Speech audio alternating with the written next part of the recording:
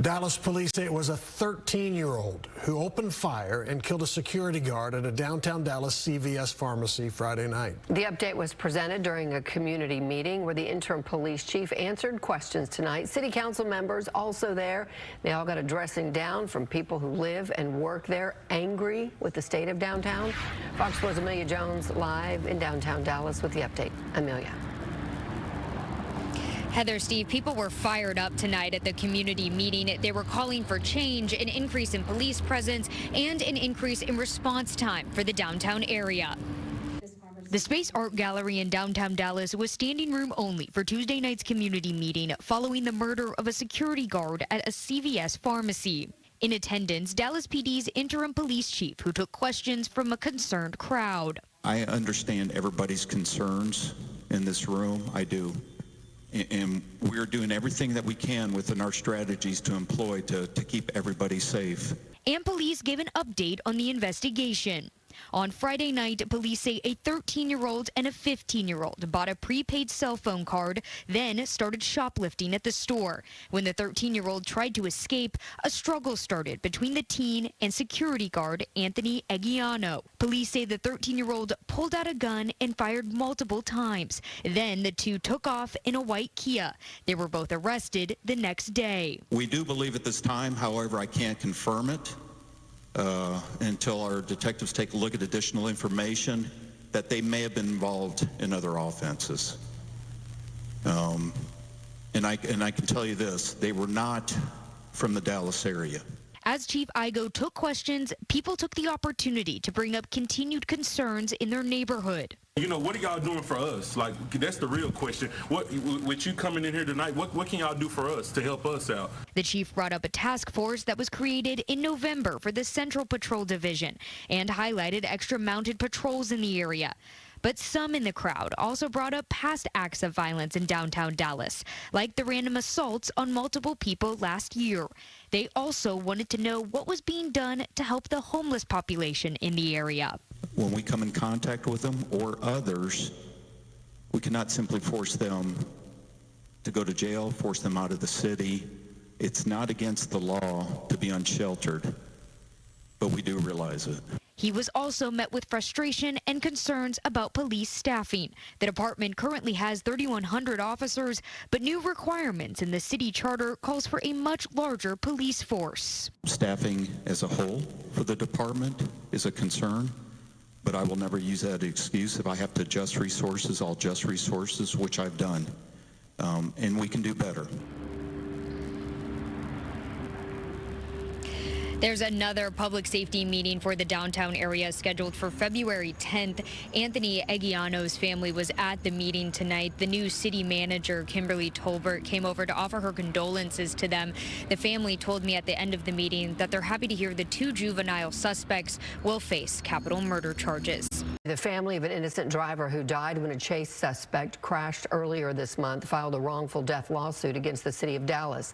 73-year-old Anthony Welch was killed, his wife injured in the chase that ended in a crash and police shooting on I-35 in Red Oak, south of Dallas in Ellis County. Dallas police had been chasing a capital murder suspect. Fox 4's Alex Boyer talked with the family's attorney. Alex. Hey, Heather, that's right. You know, and in filing this lawsuit, the couple's adult children say they really want to prevent this type of incident from happening to others. Anthony Welch, as you mentioned, innocent driver in all of this, died as a result of this high-speed crash, and his wife Dee remains hospitalized in critical condition. Anthony Welch was driving on I-35E near Red Oak on January 16th with his wife Dee by his side when their car was struck by a wanted capital murder suspect traveling at a high rate of speed. Anthony died on scene. Dee was critically injured. Their children are just devastated. The family's devastated about what has happened here. Attorney Quentin Brogdon is representing the Welch family. He's filed a negligence and wrongful death lawsuit on the children's behalf against the driver of the other car, 29-year-old Gabriel Cerna, and the city of Dallas. As we are talking here today, Mrs. Welch is fighting for her life in a hospital. where she's lost her husband. Police say Serna led officers on a high-speed chase. DPD officers are allowed to chase suspects involved in violent felonies or when the officer perceives the suspect to be an immediate threat to public safety. However, the lawsuit alleges the officer's decision to pursue Serna on the interstate put bystanders, including the Welches, at risk. The circumstances of the police chase here should have dictated that the police save the apprehension for another day. They were chasing at high speed this criminal suspect for over 2.5 miles on a busy highway, I-35E, at 10:30 in the morning with lots of other cars and traffic around. It was unsafe. The Welch family could have difficulty seeking legal action against the city of Dallas due to the law of qualified immunity. According to the National Conference of State Legislatures, qualified immunity protects state and local officials, including law enforcement officers, from individual liability unless the official violated a clearly established constitutional right. Brogdon remains hopeful his clients will prevail. The deference that the law gives police officers is not unlimited. Officers have to use reasonable care, and they cannot act in a reckless manner that needlessly endangers the public.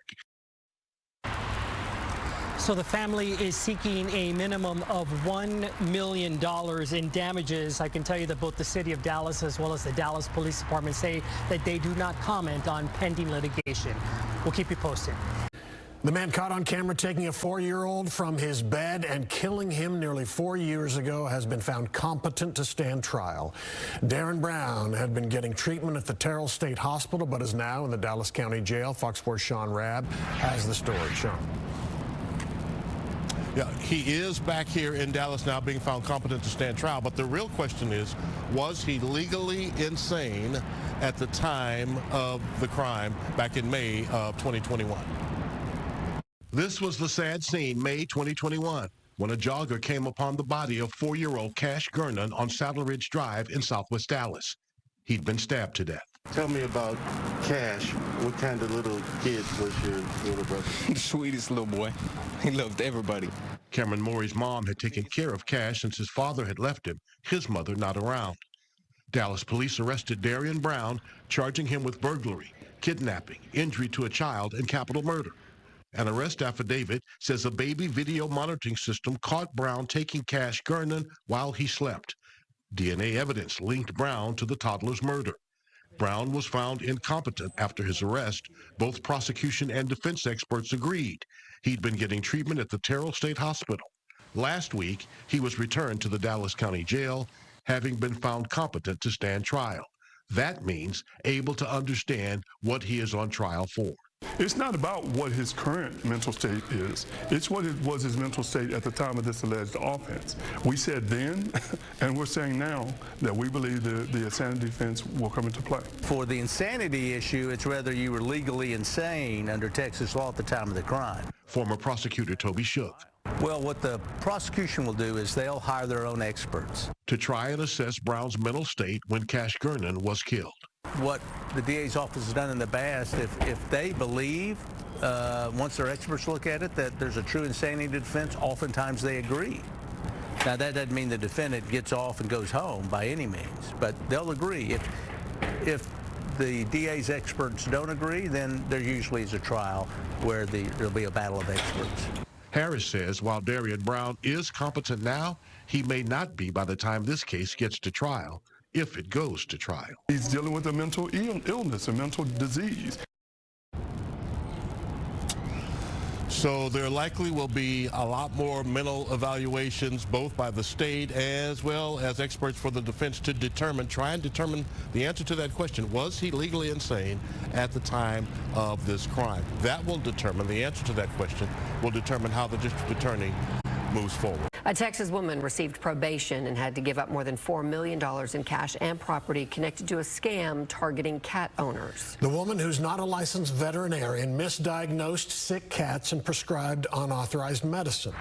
Fox 4's Amelia Jones spoke to North Texans who were impacted by this woman. Amelia.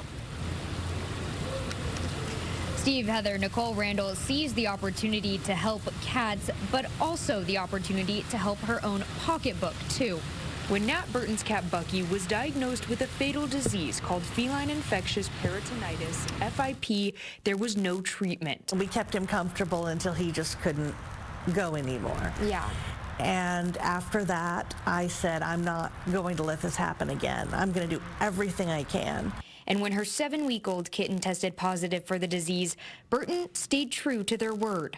Veterinarians at the time couldn't prescribe the life-saving medication, so people like Burton had to turn online. That's how she found the FIP Warriors Facebook group, run by a woman named Nicole Randall from Cedar Park, Texas, north of Austin.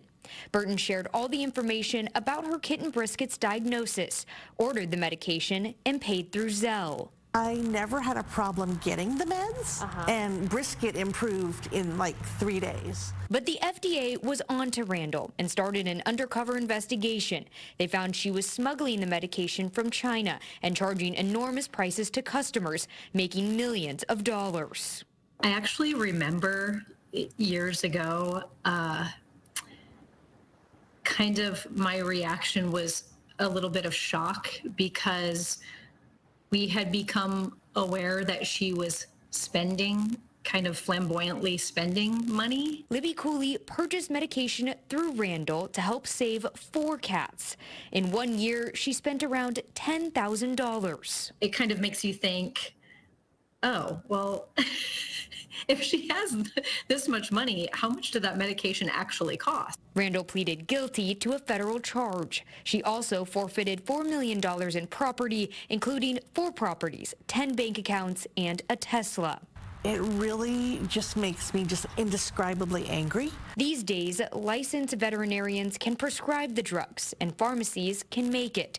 Cooley now works for Las Colinas Compounding and Wellness Pharmacy. They're able to get this medication into the hands of pet owners in less than 24 hours. It's important for veterinarians to understand the disease, to learn about it now that they're able to treat it, and to be able to write prescriptions and care for their patients the way that they want to. Something Burton never thought they'd see. My husband is just like, it's so wild that, you know, a couple of years ago, we were just like having to get it any way we could. And now, you know, your doctors are just calling up the pharmacy and saying, send some for Corporal Chubb. Randall was sentenced to 1 year probation. Burton told me that she's using a prescription medication to treat one of her cats, Corporal Chubb there you saw at the very end of our story. And she says so far it's working. Then in my conversation with Cooley today, she says they hope to connect with pharmacies across the country to get the formulas in their hands and the drugs available to pet owners in all 50 states. A Louisville cold case is this week's trackdown. An argument over rent not being paid on time ended, police say, when the landlord shot and killed one of his tenants in November 2023. Fox 4's Sean Rabb weaves the facts together in perhaps one of the most senseless killings. We are in Louisville, the 800 block of Harbor Drive. This is Detective Scott Kelly, Louisville Police. Detective, you had a homicide here back in November 2023. You know who your suspect is, but you don't know where he is that right? That is correct. Let's start there. Who is your suspect? Our suspect is Carlos Humberto Galindo Posantes. What do you know? What happened? Mr. Posantes resided at this house with his wife for several years. They subletted out a bedroom to our victim. His name is Marco Polo Hernandez Mejia. Mr. Mejia was a few days late in paying the monthly rent and got into an argument with Mr. Posantes, which subsequently ended in a shooting and Mr. Mejia's death. Okay, how'd you come to get involved in this at all? So Louisville Police Department was contacted by another agency because of a vehicle that was abandoned in their roadway. They towed that vehicle, and in the process of doing so, they noticed a handgun sitting there on the front passenger seat. So the registered owner came back to here. So police came here to the address where the Posantes truck was registered and talked to his wife. He wasn't home. She wasn't worried. They came back the next day. Now she was worried and wanted to file a missing persons report. In order to do that, we first checked to make sure that they're not in the residence. So the patrol officer checked the residence, and that's when he discovered Mr. Mejia's body in the backyard. Where did the shooting happen, you think? So the shooting definitely happened at the threshold of the back door into the kitchen. Cartridge casings were left there. We had blood. Then there's some blood that follows around the patio, leads into the grassy area of the backyard, and then around the side of the house. So his body was kind of hidden? It was tucked away on the other side of the house, outside of the patio view. All of this because he was late with his rent. 3 days later with his rent. Detective Scott Kelly, what is it that you need right now? We need the public's help in finding and locating and taking into custody Mr. Plesantes. How can folks reach the Louisville Police Department and Detective Scott Kelly about this case? If they have tips, they can call the Denton County Crime Stoppers, or they can call the City of Louisville Police Department's tip line, 972-219-8477. Carlos Humberto Galindo Plesantes. Recognize him, get at Detective Scott Kelly and the Louisville Police Department. Get at the Louisville Police Department through their tip line. Help find the man that committed this murder because someone was simply late paying their rent. Senseless killing, again, they know it's a cold case, but also know people oftentimes don't leave the area where they are. And they certainly hope our viewers can help them find their man. After a lengthy standoff, a Fort Worth SWAT officer shot and killed a man who police say fired at officers several times. The police said the man led Lake Worth police to a home in northwest Fort Worth after he fired at officers during a traffic stop. He barricaded himself inside that home for hours, setting off fireworks at times, some even aimed at police. Fox 4's Dion Anglin talked with a neighbor who says they were warned about the potential for danger. Dion. Hi there, Heather. That is right. The suspect's identity has not yet been released by the medical examiner, but meantime, some neighbors say they were cautioned about the man being in their neighborhood and on their street. One day after it all, crime scene investigators remain at the home where a dramatic officer-involved shooting and standoff ended Thursday, with the suspect shot and killed. Oh, it was scary. It was real scary. A neighbor who lives across the street does not want her face shown. She says the homeowner had recently given them notice as a precaution about her brother returning from prison. She did let us know that he was dangerous and that he was coming home from prison. And so we have been kind of very cautious about things. We just never thought it would come to this. The 1700 block of Skyline Drive in Fort Worth became a spectacle. Police say the barricaded man set off fireworks from the home as negotiators tried to get him to surrender. Sky 4 was overhead while keeping a safe distance. Fort Worth PD's SWAT team joined to assist Lake Worth PD after an attempted traffic stop turned violent. Lake Worth PD says the man fired at officers during the stop, which prompted a chase that ended with him barricading himself inside the home. We know that this gentleman was on federal probation at the time, lengthy criminal history. During the pursuit, the members of our Special Operations Unit did witness him throw items out of the vehicle. We've attempted to locate those and have been unsuccessful. Police say the man eventually came out of the home holding a gun to his own head. Negotiators continued efforts to de-escalate the situation, but say the suspect ultimately fired at officers again.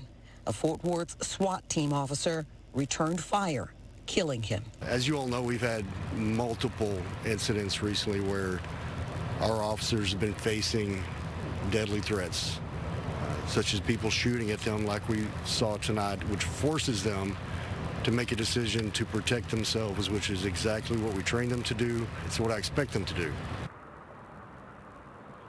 Now, investigations into the incident, the entire incident, are ongoing, and that includes whether or not the use of deadly force was warranted. An armed man is dead and a Tarrant County Sheriff's deputy was injured following a deadly shooting in Haltom City.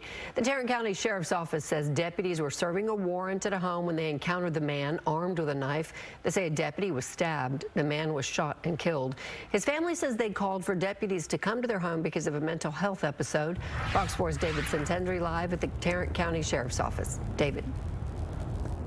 Yeah, we know the Sheriff's Office serves mental health-related and criminal warrants, but it's unclear which type of warrant this deadly shooting was related to. Tarrant County Sheriff's deputies shot and killed a young man while serving him a warrant inside a home off Twin Oaks Drive in Haltom City Friday afternoon.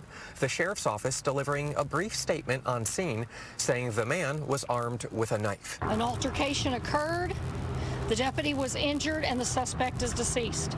The sheriff's office did not publicly answer questions. Family members of the man who was killed claim deputies made a fast and abrupt entry. They didn't talk to him at all. Why? I don't know. What are the procedures from the Tarrant County deputies? Is that it? Just drag him out? Family of 19-year-old Christopher Loyo identifies him as the man killed Friday afternoon. Loyo's older brother says he went to a judge Thursday asking for a mental health warrant. He says his brother was displaying unusual behavior throughout the past week or so. He locked himself in his room. He wasn't eating. He was saying that his food was poisoned. He doesn't trust anybody. He was very paranoid. The sheriff's office serves mental health and criminal warrants, but will not specify if this was related to mental health, criminal offense, or both. Tarrant County court records show Christopher Loyo was charged just last Wednesday with aggravated assault with a deadly weapon for allegedly threatening a man with a firearm. Loyo bonded out 2 days later. Again, it's unclear if that charge has any connection to the warrant served Friday. We wanted him to get help, to take him to the hospital. He didn't want to go willingly. Loyo's brother says his family wanted what's best for him. They were home when deputies entered, and while they did not see everything that happened, they say they heard it. They wonder if things could have played out differently. I just heard the gunshots and the taser, and that was it. A deputy was reportedly injured during that altercation with the subject and that knife, but he is said to have a non-life-threatening injury. Dallas police made an arrest in a 40-year-old murder case that went cold. It was the work of 2 detectives who are reopening murder cases that have untested DNA samples. Fox 4's Lori Brown live in Dallas with the story. Lori. Clarice, according to the arrest affidavit, DNA testing was not a known investigative tool at the time of this murder in 1981. So the sexual assault swabs in this case had never been tested until now. Willie Lee Jones, now 83 years old, is charged with a murder police say he committed when he was 40. The arrest, the result of 2 detectives who believed new technology could solve this murder case. According to an arrest affidavit, December 15, 1981, Virginia White, 81 years old, was found dead at her home in West Dallas. Her daughter found one of the doors was ajar and the screen door unlatched. An autopsy revealed White had been strangled and sexually assaulted. Her wallet and $250 were also missing. Detectives did not receive any tips of value, and the case became cold until last May, when 2 Dallas police detectives decided to investigate cold case murders with a DNA nexus.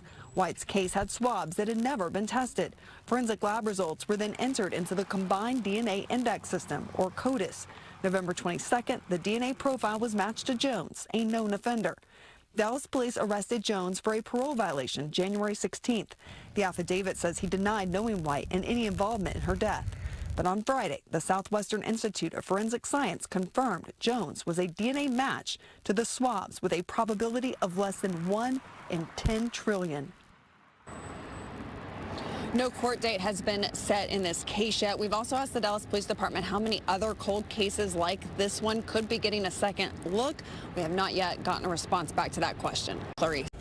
A high-tech weapons detection system did its job, catching a handgun inside a student's book bag before it was too late. Good evening, I'm Clarice Tinsley. Administrators at Mansfield Legacy High School found the firearm and that student was arrested. Right now, there's no indication what the student's intentions were. No specific threat was made. Fox 4 Stephen Dial is live with more. Stephen. Parents were notified shortly after an officer arrested that student earlier today, and the district is praising the success of an investment they made back in 2023. A weapon detection system alerted staff at Mansfield Legacy High School of a handgun inside a student's book bag Friday morning. students pass through it in the morning upon arrival. Our visitors also pass through it throughout the day, and it is just searching for weapons that could possibly be brought into our campuses. Brittany Fortner, the Director of Safety and Security, described what happened next. That was identified by an assistant principal that was doing that further screening, which is part of our standard process on campus. A police officer was in the lobby when the weapon was found and the student was arrested. We don't know the age of the student or any record of prior disciplinary actions. The detection system, called Evolve, was installed at Mansfield ISD high schools in 2023 as a better option than metal detectors. Fortner showed us how the system works. They can also see the alert on their screen, and that's how they identify where to search on the student. The district enhanced its high school security screening in response to the 2021 shooting at Timberview High School that injured 2 students and a teacher. The shooter is serving 12 years for attempted capital murder. Mansfield ISD pays about $40,000 a year for Evolve, and Friday, in that situation, officials say it was a worthwhile investment. We're very thankful for Mansfield ISD putting safety and security at the very top of as one of our main priorities here in the district. Evolve is also used at athletic events. There's one this evening, and students and staff and anyone coming to those events will go through the same metal detection or AI detection device that students go through on a daily basis.